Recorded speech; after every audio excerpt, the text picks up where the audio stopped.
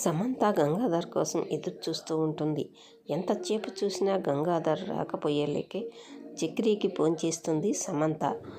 Chakri phone Maheshwari lift చేసి hello ఎవరండి అని అంటుంది మహేశ్వరి.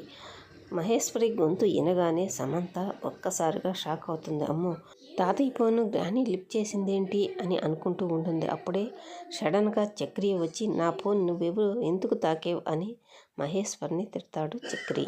నీకు ఫోన్ వస్తే నీ ఫోన్ నేను తీసి మాట్లాడుతున్నానా? నాకు ఫోన్ వచ్చినప్పుడు నా ఫోన్ ఎందుకు తాకేవు నువ్వు అని అంటున్నాడు మహేశ్వర్తో చక్రి. అదేంటండి, నువ్వు స్నానం చేస్తున్నావని నీకు ఫోన్ వచ్చింది, ఈ లోపల నేనే లిఫ్ట్ చేయబోయాను, ఇంత లోపల నువ్వు వచ్చావు అని అంటుంది మహేశ్వరి. నేను ఎక్కడున్నా సరే నేను వచ్చేదాకా నా ఫోను అలాగే ఉండాలి, నువ్వు ఫోన్ తీసి మాట్లాడాల్సిన అవసరం లేదు అని అంటున్నాడు చక్రి. అది సరే కానీ ఇప్పుడు ఎవరు నీకు ఫోన్ చేసింది అని అడుగుతుంది మహేశ్వరి. చక్రి చెప్తున్నాడు మహేశ్వర్తో. జైల్లో నాకొక ఫ్రెండ్ ఉండేవాడు. వాడు భార్య నన్ను అన్నయ్య అంటూ ఎంతో ప్రేమగా పిలిచేది. ఇప్పుడు ఏం అవసరం వచ్చిందో ఏమో, అందుకే నాకు ఫోన్ చేసింది. ఏమన్నా డబ్బు అవసరం వచ్చి ఉంటుంది, డబ్బు సహాయం కోసం అడిగుంటుంది.